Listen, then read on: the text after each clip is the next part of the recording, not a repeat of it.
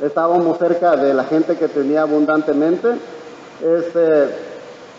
Y en el 12, del 1 al 3 dice, pero Jehová había dicho a Abraham, vete de tu tierra y de tu parentela a la casa de la casa de tu padre a la tierra que te mostraré, y haré de ti una nación grande, y te bendeciré, y engrandeceré tu nombre, y serás bendición. Bendeciré a los que te bendijeren, y a los que te maldijeren, maldeciré, y serán benditas en ti todas las familias de la tierra. Hay dos componentes, y hay una implicación en estos dos componentes. Y ahorita vamos a hablar de la implicación y después hablamos de los componentes. Uno es la tierra y la otra son los hijos. La implicación, o algo que implica estos dos componentes, es que el favor de Dios iba a estar con él. De tal manera que a quien Abraham bendijera, Dios le iba a bendecir. Y a quien Abraham maldijera o quien maldiga a Abraham, Dios le iba a maldecir. Hasta parecía cuando Cristo manda a los apóstoles y les dice, si tú les perdonas los pecados, yo se los perdono.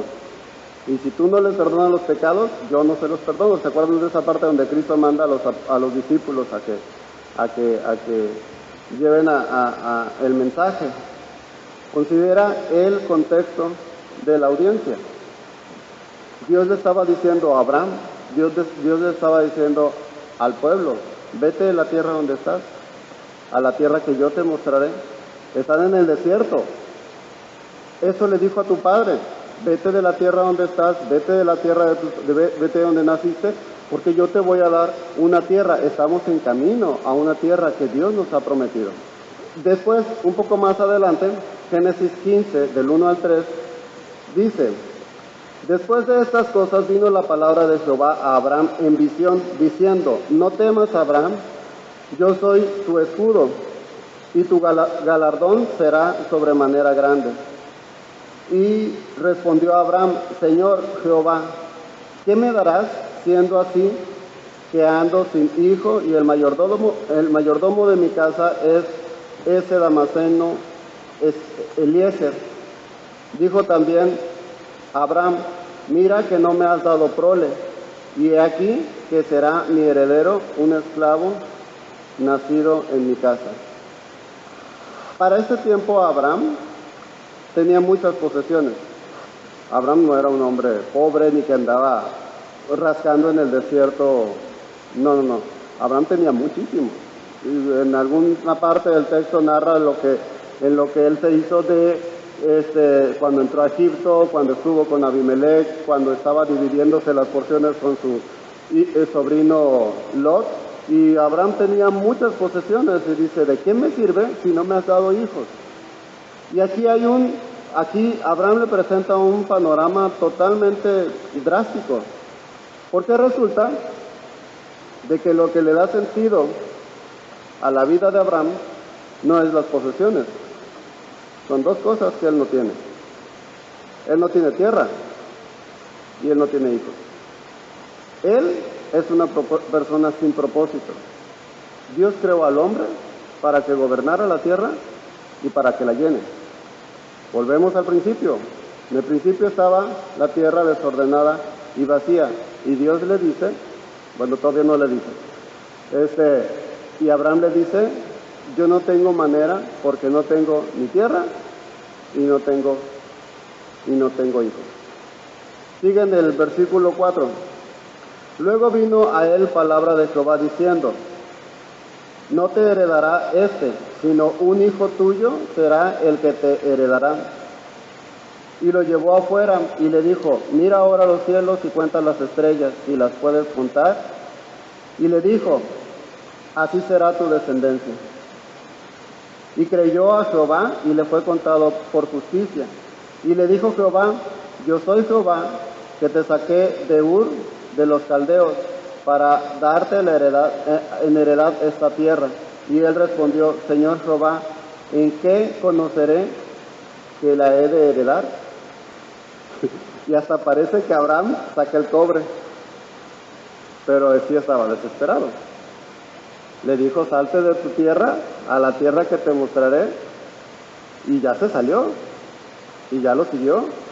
Y entonces Dios le empieza a dar muchas posesiones y Señor, ¿para qué me das posesiones? Ya soy mayorcito, no tengo hijos, lo va a heredar el hijo de Eliezer, es un esclavo. Y entonces Dios le dice, no, un hijo tuyo va a heredar. Y entonces aquí le hace una promesa maravillosa, sale, cuéntale las estrellas, no las puedes contar, es porque así va a ser tu descendencia. Ajá, a ver, ¿qué me das en garantía? A ver, dame una prenda, haz pacto conmigo. Y entonces, sigue la narración, que es hasta del 9 al 21. Y le dijo, tráeme una becerra de 3 años, y una cabra de 3 años, y un carnero de 3 años, y una tórtola también, y un palomino. Y tomó él todo esto, y los partió por la mitad, y puso cada mitad una enfrente de la otra, mas no partió las aves. Y descendían aves de rapiña sobre los cuerpos muertos, y Abraham las ahuyentaba. Mas a la caída del sol sobrecogió el sueño a Abraham, y he aquí que el temor de una gran oscuridad cayó sobre él. Entonces Jehová dijo a Abraham, ten por cierto que tu descendencia morará en tierra lejana, y será esclava allí, y será oprimida 400 años, mas también a la nación a la cual sirvieren juzgaré yo, y después de esto saldrán con gran riqueza, y tú vendrás a tus padres en paz, y serás sepultado en buena vejez, y en la 4ª generación volverán acá, porque aún no ha llegado a su colmo la maldad del amorreo hasta aquí.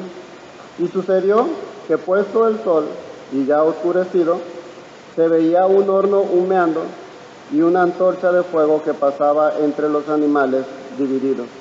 En aquel día hizo Jehová un pacto con Abraham diciendo, a tu descendencia daré esta tierra, desde el río de Egipto hasta el gran río Éufrates, la tierra de los cananeos, de los fereceos, y de todos los feos. Le dice, destaza los animales, ponlos en 2 pilas.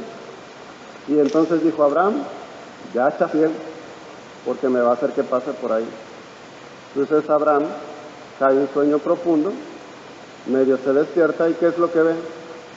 Una antorcha y una columna de nube que pasa entre los animales destazados. ¿Quién era la antorcha? ¿Quién estaba leyendo? ¿A quién les estaba diciendo Moisés esto? A los que estaban en el desierto, a los que en la noche tenían la antorcha que los guiaba y en el día tenían la nube que los cubría. Y era la presencia de Dios, una teofanía, era una manifestación visible de la gloria de Dios.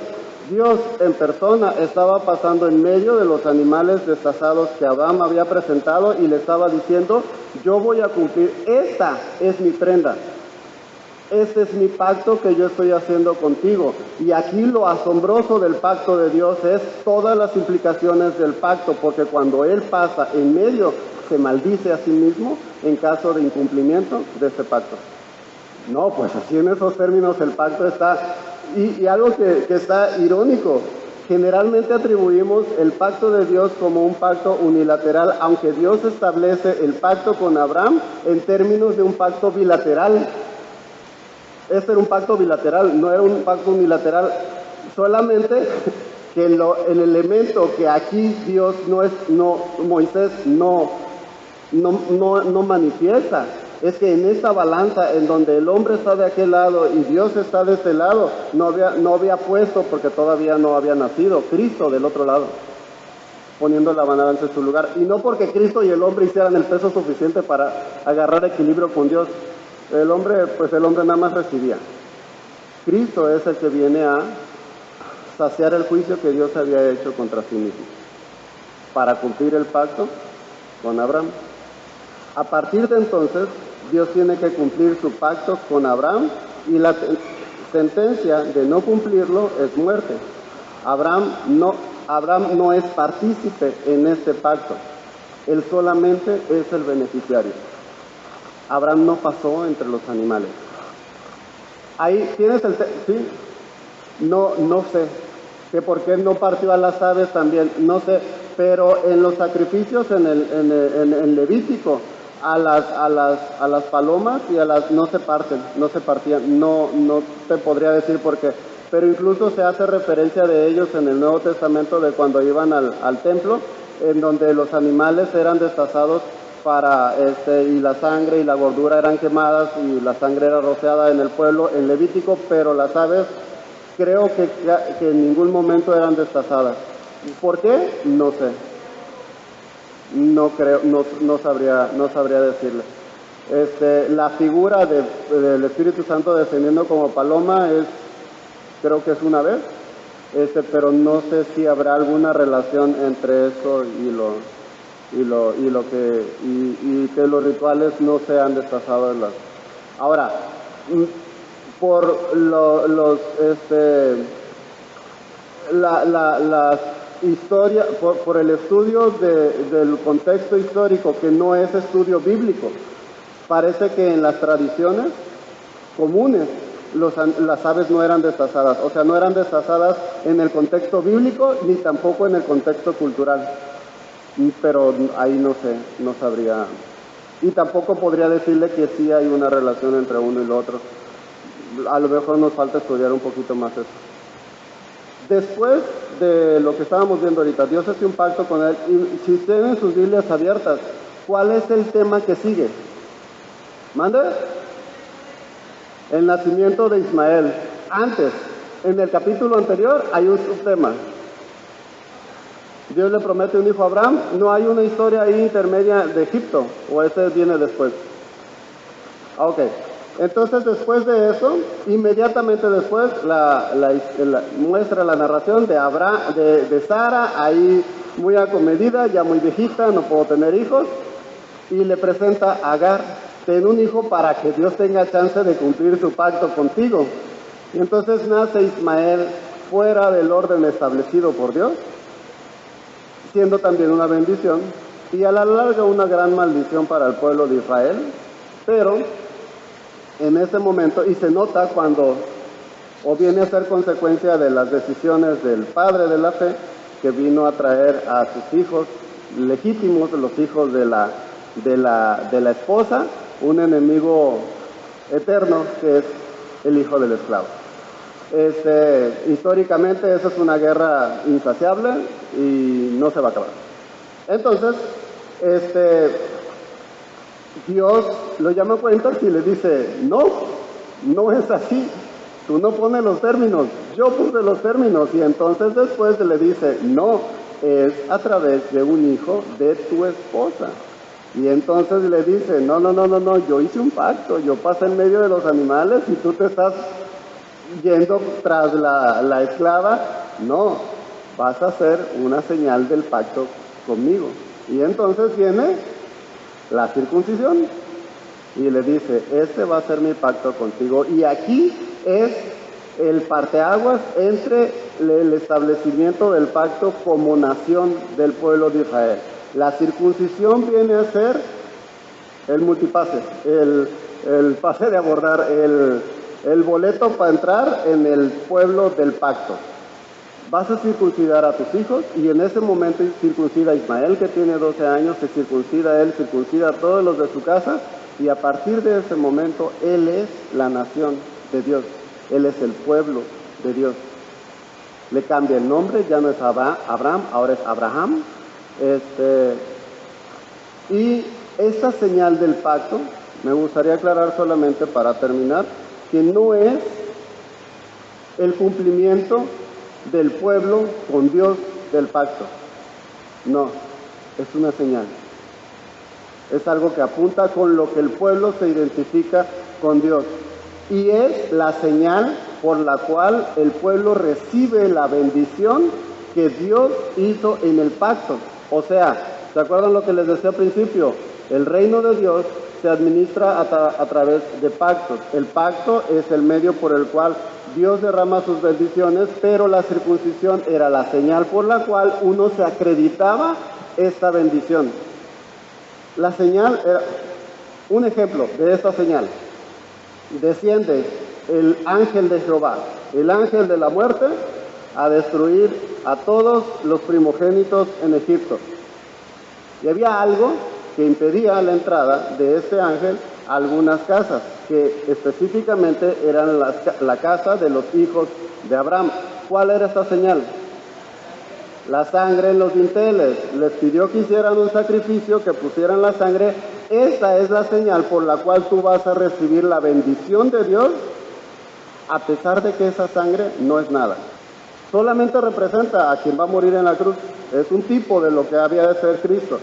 Pero esa sangre es el medio por el cual el que Dios estableció para que a través de ese medio el pueblo reciba la bendición. La circuncisión era esto.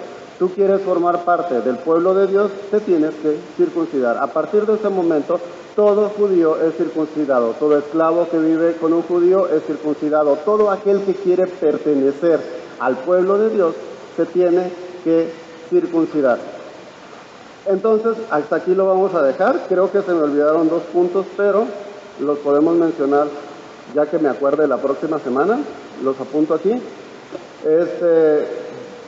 Una cosa solamente, ya que el pueblo de Dios estaba siendo circuncidado, y algo que va a dar pie a un tema la próxima semana es, Dios hizo pacto con Adán, se llama un pacto universal, pero un hijo de Adán no era hijo de Dios, pero estaba dentro del pacto. Un hijo del pacto no necesariamente es lo que nosotros conocemos como un hijo de Dios. Un hijo del pacto es alguien que está dentro de una comunidad en donde el pacto es... así es que pasa algo común en los pactos. Después del pacto hay una evidencia que hay algunos que no son hijos de Dios. Dios hace pacto con Noé, pero Dios maldice a un hijo de Noé que se llama Can. ¿Se acuerdan? Entonces Dios hace pacto con Noé y con toda su descendencia, y toda su descendencia está dentro de este pacto. Pero no todos los que vienen como descendencia son hijos de Dios. Dios hace pacto con Abraham, pero le dice, y van a salir 12, pero no sale de Abraham, sale de Jacob. Dice, de tu hijo van a salir 12 naciones. Bueno, sí, pero no era de su hijo Isaac. Isaac se saltó de esa generación, y la ratificación de ese pacto fue con el tramposo de Jacob, que se adjudicó la bendición de Dios, y no necesariamente todos los hijos eran hijos de Dios, pero eran pueblo de Dios. ¿Qué quiere decir esto? Pero eran pueblo del pacto. Y vamos a ver cómo en esta dinámica de ser pueblo del pacto de Dios, muchos de los que están dentro del pueblo del pacto reciben todas las bendiciones de pertenecer al pueblo del pacto sin ser hijos de Dios. Pero ya eso lo vamos a ver un poquito después. Les invito a que oremos. Padre bendito, te alabamos porque podemos encontrar cosas maravillosas en tu palabra que no nos merecemos, y que podemos asombrarnos de tu amor hacia tu pueblo, tu amor hacia tus elegidos, al comprometerte de una manera que en tu pueblo no merece. Te pedimos, Señor, que podamos vivir de acuerdo a este entendimiento, que podamos admirar tus obras en nuestra vida, Señor, y que toque nuestros corazones, que esto no solamente sea una señal, Señor, sino que podamos ver detrás de esa señal la gloria de un Dios que merece todo honor y toda honra. En el nombre de Cristo Jesús oramos. Amén.